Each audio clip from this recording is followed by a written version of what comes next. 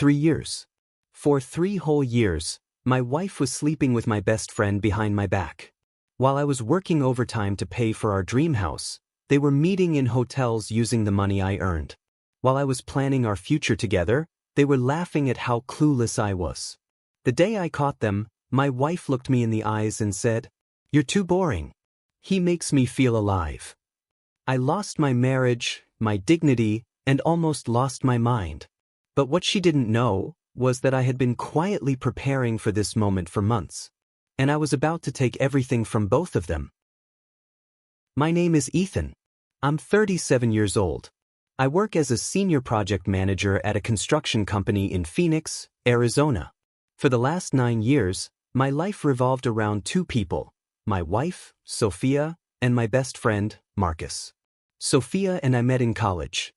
She was outgoing, beautiful, and full of energy. I was the steady, reliable one. We got married 7 years ago in a big ceremony that cost more than I could afford, but I wanted her to have the wedding of her dreams. Marcus was my best man. He had been my friend since high school, the guy who always had my back. I thought we were the perfect trio. Best friends who became family. I was wrong. It started with small things I ignored because I trusted them too much. Sophia began working late more often. Marcus started coming over to help with house projects when I was on business trips. They texted each other a lot, but I told myself it was normal, we were all close. Then came the day everything shattered. I had a meeting canceled last minute, so I came home early. As I pulled into the driveway, I saw Marcus's truck parked in the garage. Strange, because he told me he was going fishing that day. I walked into the house quietly. The sounds coming from our bedroom made my blood run cold. I pushed the door open. There they were. Sophia and Marcus. In our bed. When they saw me, Sophia's face went white. Marcus jumped up, trying to cover himself. For a few seconds, nobody spoke. Then Sophia said the words that destroyed me. "Ethan, it's not what you think." I laughed. A broken, bitter laugh. "Not what I think. You're fucking my best friend in the bed I paid for." Marcus tried to speak. "Bro, let me explain." "Get the fuck out of my house," I said, my voice shaking with rage. Sophia started crying. "Please, Ethan. We didn't mean for this to happen. It just did." I looked at the woman I had loved for 9 years and felt nothing but disgust. "Pack your shit and leave. Both of you." They left that night. I sat on the couch in the dark until sunrise, staring at the wedding photo on the wall. 3 years. They had been sleeping together for 3 years. While I was working 60-hour weeks to give her the life she wanted. While I was planning our future. While I was calling Marcus my brother. They had been laughing at me the whole time. The next morning, I didn't cry. I didn't scream. I started planning.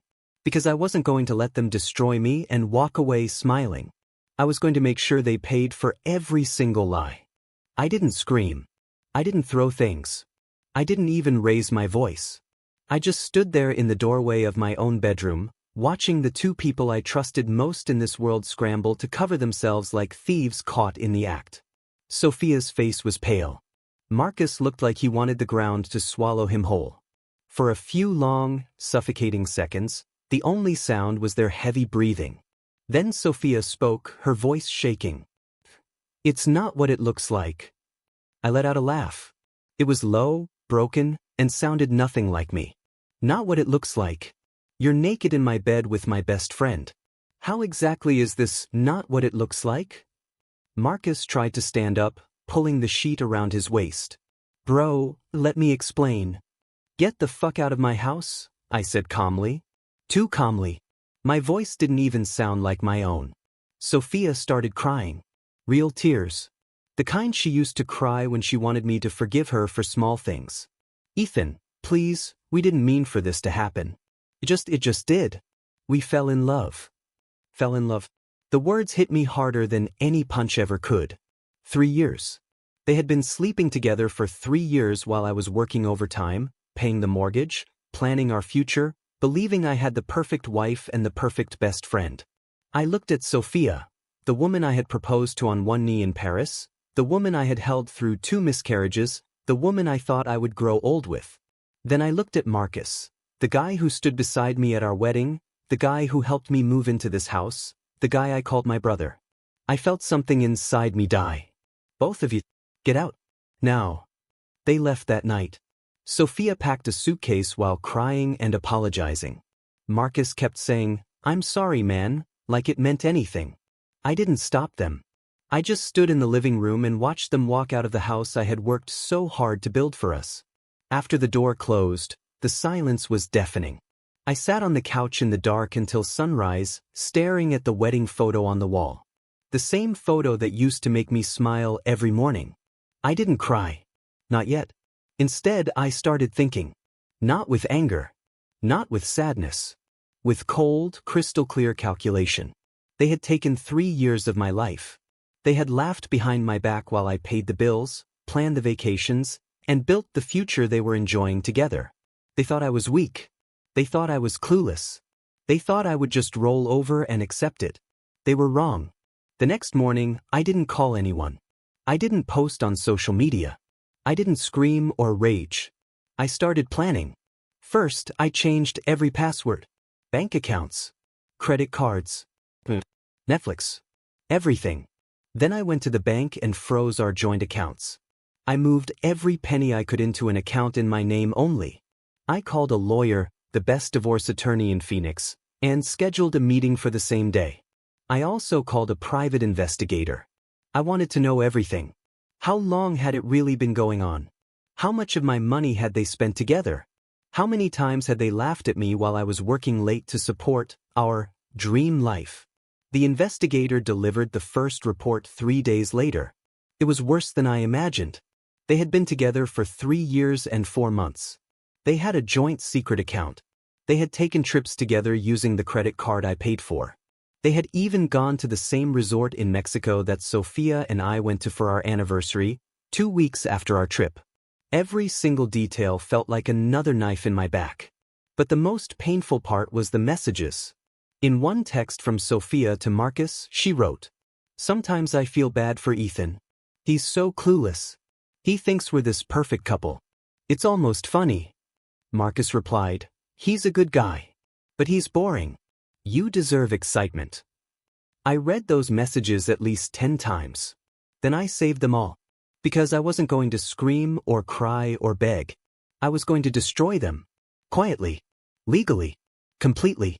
And when I was done, they would understand what real pain felt like. The first 48 hours after I kicked them out were the hardest. I didn't sleep. I didn't eat. I just sat in the dark living room with my laptop open, building my case like a machine.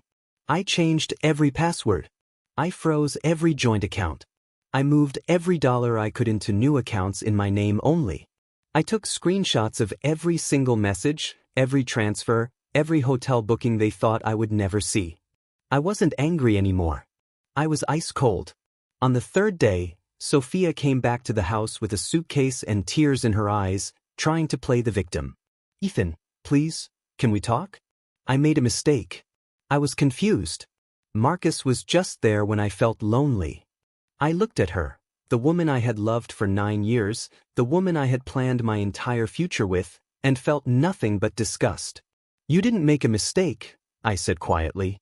"You made a choice. Every single time you kissed him, every time you laughed at me behind my back, you chose him. Now live with it." She started crying harder. "I still love you. We can fix this. Please don't throw away 9 years over one mistake." I laughed. A low, bitter laugh that surprised even me. "One mistake?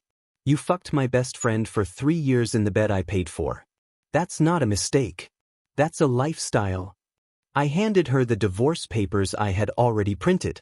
"Sign them, or I'll make sure every friend, every family member, and every colleague knows exactly what kind of person you are." She left crying. Marcus tried next. He showed up at my door 2 days later, looking like he hadn't slept in weeks. "Bro, I'm sorry. I don't know what happened. It just got out of control. You're my best friend. I never wanted to hurt you." I looked at him for a long time. Then I said the words I had been waiting to say. "You stopped being my friend the day you started sleeping with my wife. Now get the fuck off my property before I call the police." He tried to speak again. I closed the door in his face. That was the moment I realized something important. I wasn't broken. I was awake. And I was done being the nice guy who got stepped on. I hired the best divorce attorney in the state. I gathered every piece of evidence: bank records, hotel bookings, text messages, even the secret joint account they thought I didn't know about. My lawyer told me we had an extremely strong case for adultery and financial misconduct. I also did something they never expected. I started talking to people, quietly. I reached out to mutual friends, to people at the company where Sophia worked, to Marcus's boss. I didn't badmouth them. I simply shared the truth with evidence. The story spread like wildfire. Within 3 weeks, Sophia's reputation at work was ruined. Clients started pulling away from Marcus's new job. Their perfect love story was becoming a public scandal. But I wasn't satisfied yet. I wanted them to feel what I felt. So I did one final thing. I sent them both an email with the subject line, "You took 3 years from me. Here's what I'm taking back." Attached was a detailed spreadsheet showing every dollar they had stolen from our joint accounts, every trip they took on my credit card, and every lie they told. At the bottom, I wrote one line. "You thought I was weak. You thought I was clueless. You were wrong." I hit send. The next morning, Sophia called me 27 times. Marcus left voicemails begging me to stop. I didn't answer a single one. For the first time in months, I slept through the night. The revenge wasn't loud. It wasn't dramatic screaming or public humiliation on social media. It was quiet. It was calculated. And it was devastating. They had taken my trust, my future, and my peace. Now I was taking theirs. And I still had one last card to play. The next 3 months were a masterclass in quiet, calculated revenge. I didn't yell. I didn't post anything on social media. I didn't even badmouth them publicly. I simply took back everything they had stolen from me, piece by piece. First, the house. Since the house was in my name only, I had bought it before marriage with my own savings. I filed for divorce and asked the court to award me full ownership. Sophia fought it, of course. But the evidence of her long-term affair and financial misconduct was overwhelming. The judge ruled in my favor. She had 30 days to move out. The day she left, she stood in the driveway crying, begging me one last time. "Ethan, please, we can still fix this. I made a mistake. I love you." I looked at her, the woman I once would have given everything for, and felt nothing but cold indifference. "You didn't make a mistake," I said calmly. "You made a choice. Every single day for 3 years, you chose him over me. Now live with it." She drove away in the car I had paid for. Next was Marcus. The HR investigation at his new company went exactly as I planned. The evidence I anonymously sent, messages, hotel records, financial transfers, was enough to get him fired for cause. No severance. No recommendation letter. Within weeks, he was blacklisted in the industry. No one wanted to hire the guy known for sleeping with his best friend's wife and sabotaging his career. But the final blow, the one that truly satisfied me, came when I discovered they had been using a joint secret credit card in both their names. I paid it off completely, then sued both of them for fraud and repayment of all the money they had taken from our joint accounts over the 3 years. The court ordered them to pay me back every cent, plus interest and legal fees. They lost their love nest apartment. They lost their savings. They lost their reputations. And in the end, they lost each other. Sophia left Marcus when the money ran out. Marcus tried to blame her for everything. Their epic love story ended in a cheap apartment and bitter fights. I didn't gloat. I didn't send them a final message. I simply moved on. 6 months after I caught them, I sold the old house and bought a smaller, beautiful place closer to the city. I started dating again, slowly, carefully. I met a woman named Lena who made me laugh in a way I hadn't laughed in years. She didn't need me to be perfect. She just needed me to be honest. I also started a new chapter professionally. I launched my own small consulting firm. The first client was a company that had heard about how I handled the situation with my old agency. Word spread. Business grew. 1 year after the day I caught them, I received a message from Sophia. It was short and desperate. I lost everything because of my mistake. I hope you're happy now. I read it once, then deleted it without replying. I wasn't happy because they suffered. I was happy because I finally chose myself. The last time I saw Marcus was at a coffee shop downtown. He looked broken, thinner, older, eyes hollow. He tried to approach me, but I simply turned and walked away. I didn't need to say anything. He already knew. The man who once had everything, a loyal wife, a best friend, a bright future, had taken it all back. Not with screaming or violence, but with quiet, calculated justice. And in doing so, I didn't just destroy them. I rebuilt myself.